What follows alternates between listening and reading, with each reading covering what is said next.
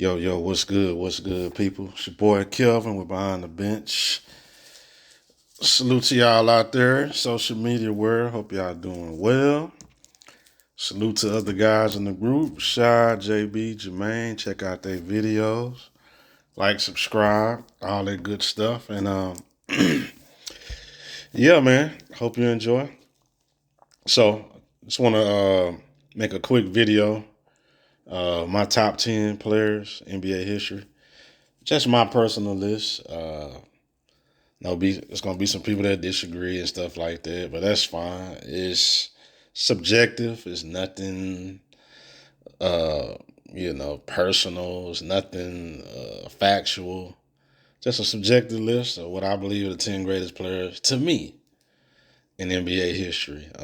Everyone has their own thoughts and opinions, and that's cool. But so go through this real quick. Try not to make it too long, and that'll be it. Number 10, I have Jerry West, Mr. Clutch, the logo. To me, he's the third greatest shooting guard. I know people try to put him as a point guard, but he's more known as a shooting guard. Great scorer. Um, I know he takes a lot of heat about the NBA Finals that he lost, being 1-8, but he always showed up and performed in the big games. He just lost to some great teams. He lost to the great Celtics teams. He lost to the Knicks in 1970, great Knicks teams. So he just lost to some great teams. And even though in defeat, he always showed up. He did win the Finals MVP in defeat in '69. 62, they were very close to winning the title that year.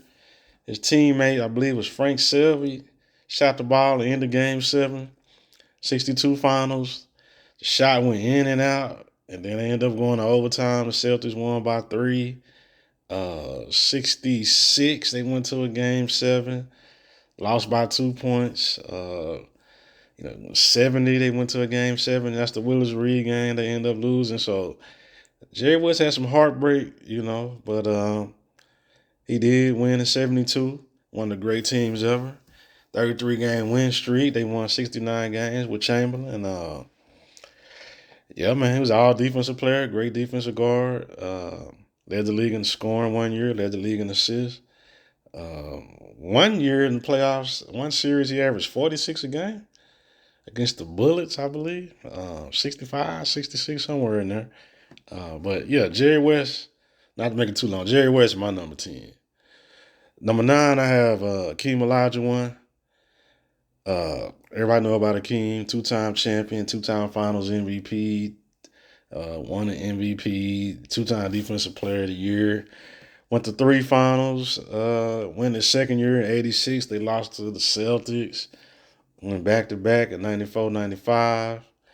94, unknown thing, not unknown, but something that people don't talk about is his defense that he played on Patrick Ewing. Patrick Ewing in that 7-game series in '94 shot 36%. And, a lot of that was due for the defense he played on Patrick Ewing. 95, we know they won the title, 6th seed, beating the 60-win Utah team, beating the 59-win Phoenix team, beating the 62-win Spurs. David Robinson was the MVP. He dogged David Robinson, and then he swept Shaq and Penn in the finals. Won back-to-back. Great defensive player, very skilled center, great scorer, shooter. Yeah, we all know about Akeem Olajuwon, number 9. Number 8 for me, Tim Duncan. Tim Duncan, greatest power forward ever. We know his resume. 2-time MVP. What did he won? 3 finals MVPs, 5 championships.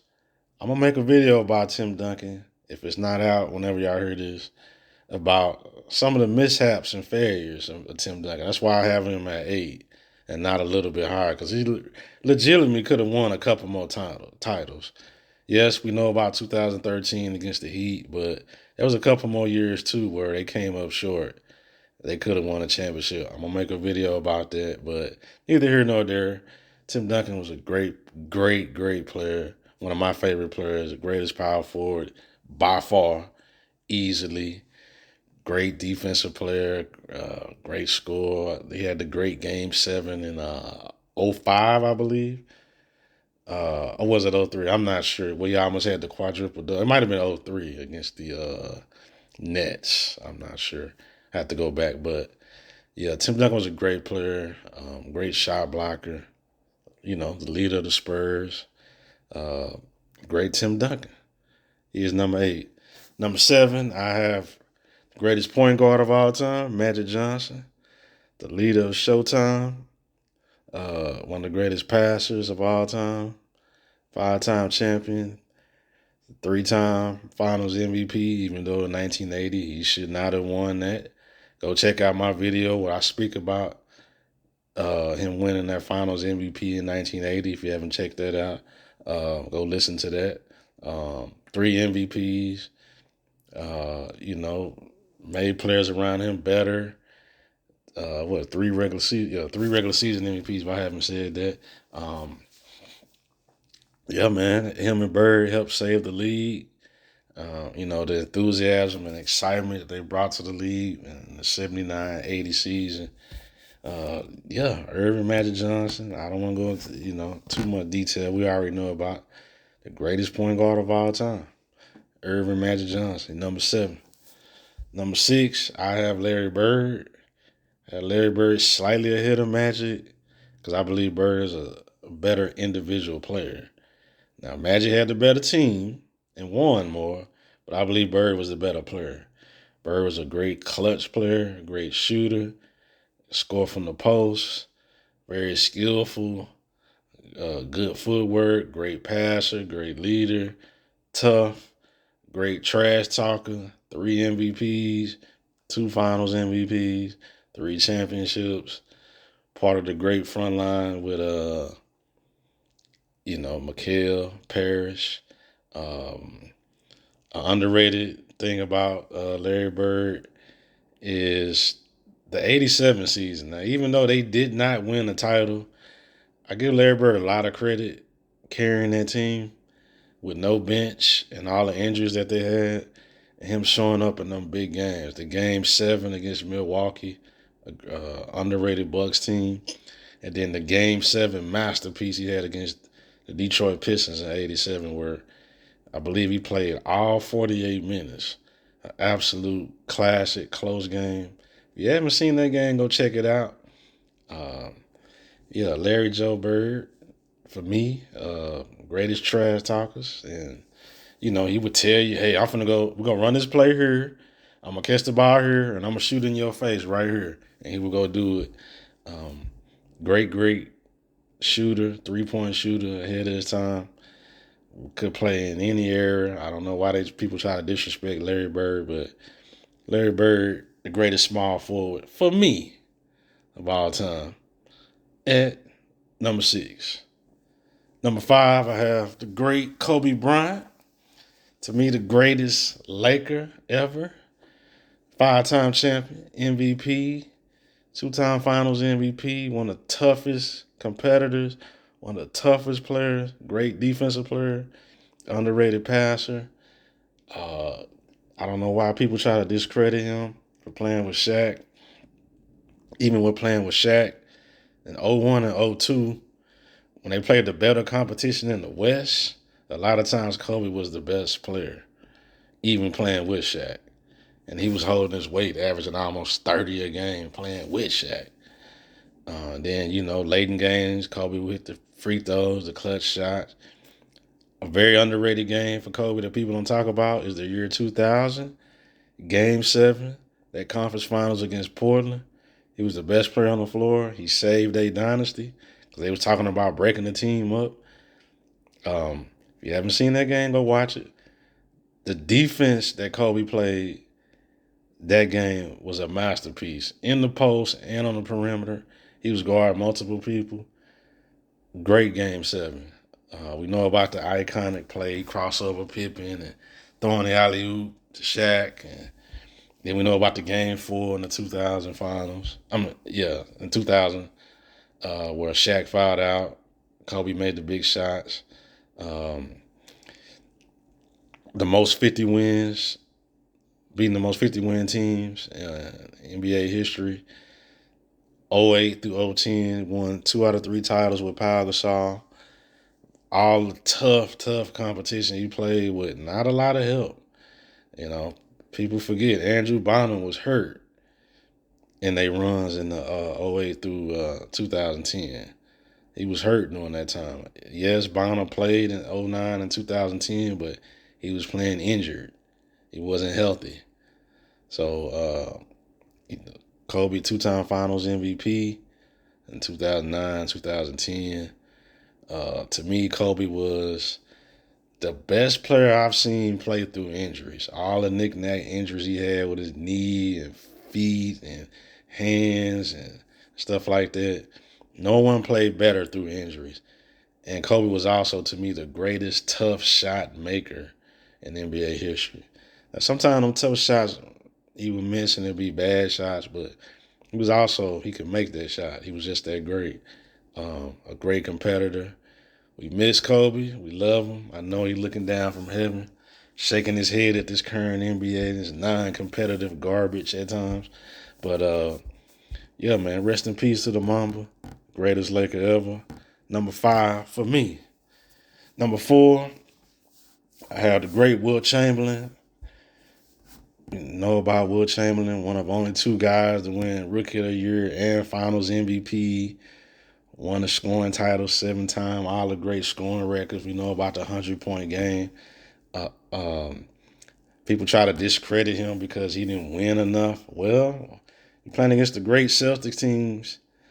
You know, nobody won during that time except Bill Russell. Nobody. Now, he did beat Russell in '67. The '67 team, Sixers, was one of the great teams of all time. Chamberlain won a title there, and then he also won a title with the '72 Lakers. One of the great teams, a 33-game win streak with Jerry West. Led the league in assists. They didn't keep record of, some of the defensive stats like steals and block shots and all NBA defense. If they would have had that, yeah, man, Will Chamberlain would have made it every year. As far as the all defensive team, leading the league in blocks and man, 1 year averaging 50 points a game. I don't need to go on and on and on about Will Chamberlain. Will Chamberlain is highly disrespected. He lost with the great Celtics teams like everyone else. And even against them Celtics teams, there was a couple series where it went 7 games and went down to the buzzer. The last shot where they lost by 2, 3 point, 1 point. And he averaging like 30 and 30 and 28 and 30 for the series and stuff like that. Like, come on, man. Will Chamberlain is great. I have him at number 4. Number 3, I got the great Bill Russell. Greatest winner. Won the championship 11 out of 13 years he played in the league. Yes, he had great teammates, but he was the glue. He was the leader. He did whatever the team needed to be done. 5-time MVP. Yeah, man. Underrated thing about Bill Russell, people talk about his scoring, not being a great scorer. But what Bill Russell would do in a very important series and very important games, he would score when need be. If he needs to score 18, 20, 25 points, he would do that. But Bill Russell was a great rebounder. And to me, the greatest defensive player that had never played in the NBA. Even still to this day. Even over Hakeem and other great defensive bigs. Russell was the greatest defensive player. He did whatever needed to be done to win. With a rebound, score, set picks, pass. He was a Swiss Army knife. He did whatever the team needed to be done.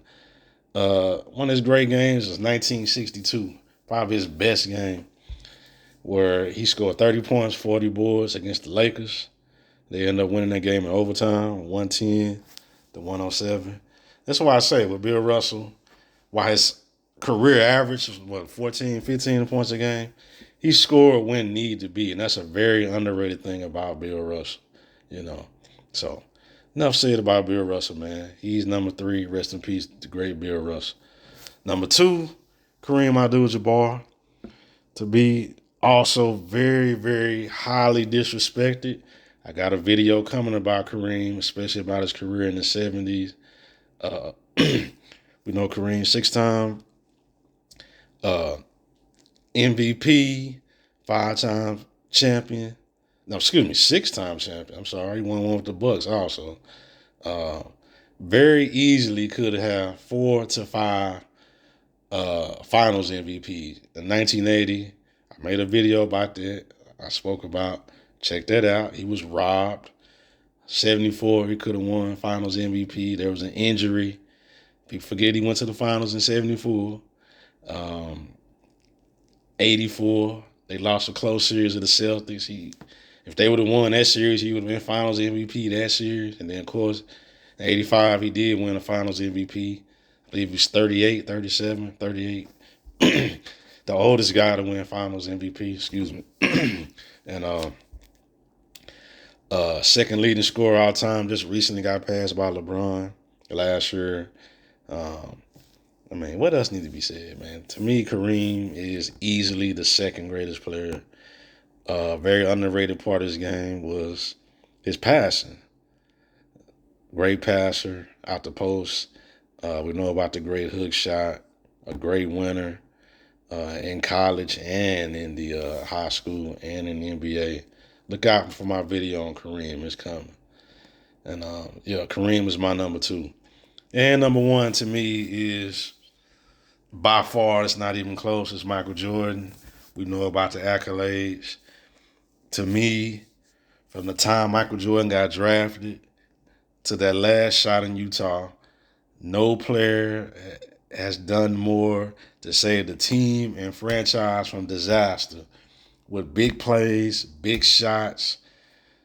Michael Jordan got more game-winning, history-changing moments and shots in games, to me, than anybody. Michael Jordan is on Mars. Everybody else, to me, is on planet Earth. That's how far away he is for me as the greatest player ever. You know, people talk about the Scottie Pippen thing. I got a video coming, multiple videos where I'm going to talk about different games during the Chicago Bulls era where Scottie Pippen not showing up in the fourth quarter and Michael Jordan had to bail a team out. It's a lot of games. And I'm going to drop some videos, and it's coming. It's coming. But we know all the accolades on Michael Jordan. 6 championships, 6 Finals MVPs, 5-time NBA MVP, 10-time scoring champ. They had the league in steals 3 times. Defensive Player of the Year, all defensive team 9 times, yada, yada, yada. We know everything about Michael Jordan. Everybody know. So, to me, he's easily number 1 by, I don't know what the distance is, but he's number 1 for me, Michael Jeffrey Jordan. Couple guys that didn't make it. Shaq, to me, as great as he was, he underachieved, didn't work hard. I don't hold as much weight. Them 3 Finals MVPs he won going against bum-ass centers, that shit don't hold a lot of weight for me. He's not in my top 10. Steph Curry, not in my top 10. I like Steph Curry, greatest shooter ever. But you cheated the game twice, bruh. Them 2 titles in 17 and 18, they don't hold any weight. When you take shortcuts and you cheat the game, I'm not going to give you any credit. Go win one more championship the right way, and then I could possibly put you in the top 10. But I like Steph. He's more top 15-ish for me, not in my top 10. And last, LeBron James. I know a lot of people have him top 5, top 10. To me, the moment he went to Miami and shortcut and cheated the game, he would never be in my top 10. I don't give any respect to anyone who doesn't go through the grind, go through the process of winning the right way. When you cheat the game, form super teams, you're done. You're done. And LeBron has not won a legit, straight up, non-super team title at all. He won 2 in Miami with super team. The 16 Cavs was a super team. And he colluded with AD to win that rinky-dink bubble title. None of this stuff hold any weight. He doesn't pass the eye test for me. That's just me. I'm not going to go into a whole lot of talk about LeBron because I don't even really speak about LeBron. I'm not a fan of dude. I don't really speak on him like that. But he's not in my top 10. And he'll never be in my top 10. That's just me though. You know. But anyway, that's my thoughts. This video's been long enough. That's just my personal top 10. My name is Kelvin. My time is up, and I'm out. Y'all be good.